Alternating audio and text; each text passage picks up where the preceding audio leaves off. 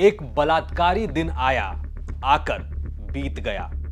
रोया खबरें सुन सुनकर मन मानो रीत गया। बच्चियों तक को नहीं छोड़ा इन वहशी दरिंदों ने। खुदा शायद हार गया, शैतान जीत गया। जीत गया टोक का एक शैतान अपने इरादे में। जीत गया टोक का एक पिशाच अपनी नीयत में। क्योंकि उसे जो करना था उसने कर लिया, लेकिन उसके सामने हार गई टोक की एक लड़की। हार गई टोक की एक लड़की और उसकी सारी इज्जत, क्योंकि उस शैतान ने उसका सब कुछ लूट लिया, वो भी महज 10 साल की उम्र में। करता था? मुकेश जी क्या हरकतें करते थे? गलत काम करते थे। किस तरह? मेरा भाई सो जाता था रात में, फिर मेरे को बेड वो सोफे पे सुला के गलत हरकतें करते थे मेरे साथ में, कपड़े उतारते थे उनके मेरे।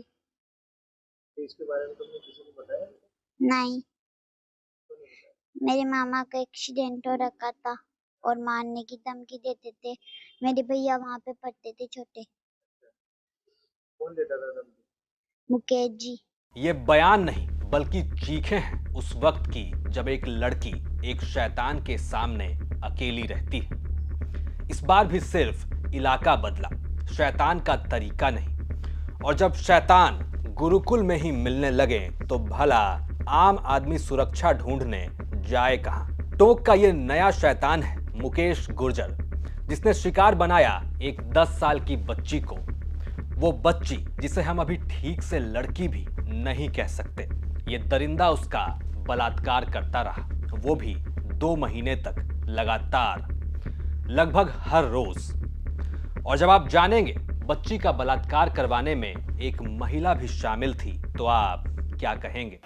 एक परिवार ने अपनी नाबालिग बच्ची के दुष्कर्म के संबंध में एक रिपोर्ट मुझे एसएचओ को पेश की।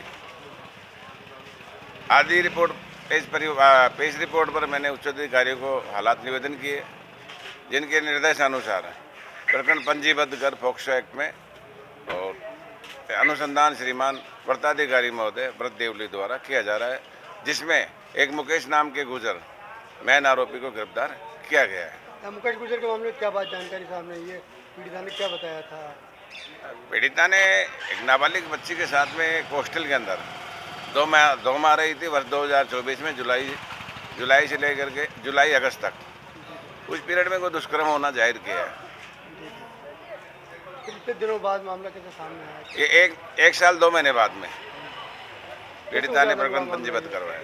उजागर कैसे हुआ? मतलब अब उजागर तो पीड़िता की मम्मी कह रही थी कि बच्ची के कुछ ऐसे दुष्कर्म संबंधी लक्षण उनको दिखाई दिए, इस संदर्भ में उन्होंने प्रकरण पंजीबद्ध करवाया। मुकेश गुर्जर टोक के दूनी में एक हॉस्टल चलाता है, अकेला नहीं, साथी हरिराम मीणा के साथ। नाम है गुरुकुल बाल छात्रावास। अब जैसा कि नाम से जाहिर है ये हॉस्टल सिर्फ लड़कियों का था, तो यहीं की एक लड़की को मुकेश एक रोज अपना टारगेट बनाता है। शैतान के नाते मुकेश को भी वही करना था जो निर्भया के साथ हुआ था। लेकिन यहां टोक की ये लड़की बदकिस्मत नहीं थी, बल्कि उसका रेप करने के लिए हॉस्टल में पूरी प्लानिंग हुई। और अब कम से कम हमें ये बात हैरान नहीं करती कि टोक के एक हॉस्टल में 2 महीने तक एक लड़की का बलात्कार होता रहा। वो बलात्कार एक महिला भी करवाती रही और किसी को इस बात से मतलब नहीं। मेरे बेटे को मैंने हॉस्टल में रखा था, छाण में, दूनी में, गुरुकुल हॉस्टल में। सुबह स्कूल में पढ़ती थी मेरी बेटी।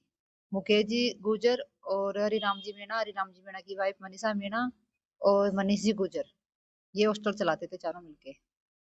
मेरी बेटी के साथ कुछ गलत वारदात करी थी इन लोगों ने, लेकिन इसने मेरे को बताया नहीं। इसने मेरे को बताया था 1 सितंबर को, जब मेरे प्रोग्राम था मेरे गांव में। तो मेरे बोला, मम्मी मैं इस हॉस्टल में नहीं पढ़ सकती, मेरे को बहुत तकलीफ है, मैं परेशानी में, मेरा मन नहीं लगता, मैं यहाँ नहीं रह सकती।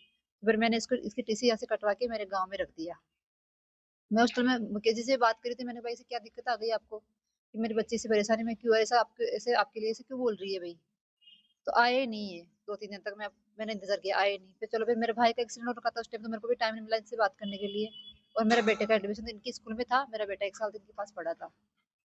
फिर मेरे बेटे की तकलीफ होने लगी, फिर इन्फेक्शन, पेशाब में जलन कुछ, तो फिर मैंने इसका इलाज भी करवाया, फिर इसने मेरे को फिर भी कुछ नहीं बताया।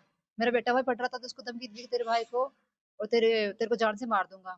वो महिला हॉस्टल की ही एक मैनेजर थी, मुकेश गुर्जर के साथी हरिराम की पत्नी।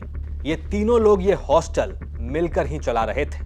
हरिराम मीणा की पत्नी वो थी जिस पर सारी लड़कियों को सेफ रखने की जिम्मेदारी थी, लेकिन जिम्मेदारी से कोसों दूर वो हर रोज रात होते ही अपने दूसरे ठिकाने पर चली जाती थी ताकि मुकेश आराम से इस लड़की का रेप कर सके। मुकेश गुर्जर की प्लानिंग भी यही थी और कम से कम 2 महीने तक होता भी यही है। लड़की को धमकी कि वो उसकी मां और मामा को मार देगा।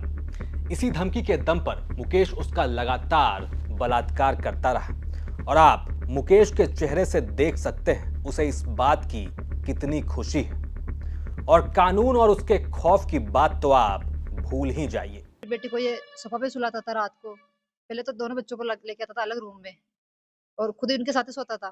पूरे स्टाफ को बोलता था मैं इनका ध्यान रखूंगा, मैं ऐसे करूंगा, इसको उसके ऐसे बात कर के अकेला सोता था मेरी बेटी को लेके और अलग कमरे में। और फिर इसके साथ सोफा पे सुला के इसके कपड़े उतारता था, उसके भी कपड़े उतारता था, मेरे बेटी के मुंह में मुंह देता था, पता नहीं क्या क्या करता था। मेरी बेटी ने मेरे को बहुत बहुत बातें बताई है, ऐसे गलत गलत काम करता था मेरी बेटी के साथ 1 महीने तक। और मनीषा मैडम ने बोला था कि मैं 24 घंटे अवेलेबल रहूंगी, लेकिन वो एक भी दिन नहीं रही हॉस्टल में। वो अलग कमरा लेके दूनी में रहती थी अलग, और 7 लड़कियों का एडमिशन बताया था इन लोगों ने और एक भी लड़की का एडमिशन मेरे को नहीं दिखा, नहीं ना एक भी लड़की नहीं थी हॉस्टल में। ये कितने महीने तक बच्ची वहाँ रही और ये जुलाई से लेके सितंबर तक, कब तक ये हरकतें करता रहा? 1 डेढ़ महीने तक। बच्चे ने इसके बारे में किसी को बताया? किसी को भी नहीं बताया, इसने तो मेरे को 4 दिन पहले बताया ये बातें। किस तरह बताया? तो फोन में रो रही थी, ये हॉस्टल रख रखा था मैंने इसको छान में, तो फोन में रो रही थी, मम्मी मेरे जलन मच रही है। मैंने इसको दबाव डाला, बेटे तेरे इतना इलाज कर रही हूँ, तेरे को कोर्स दिलाया मैंने, तेरे को फर्क क्यों नहीं पड़ रहा, क्या हो रहा तेरे?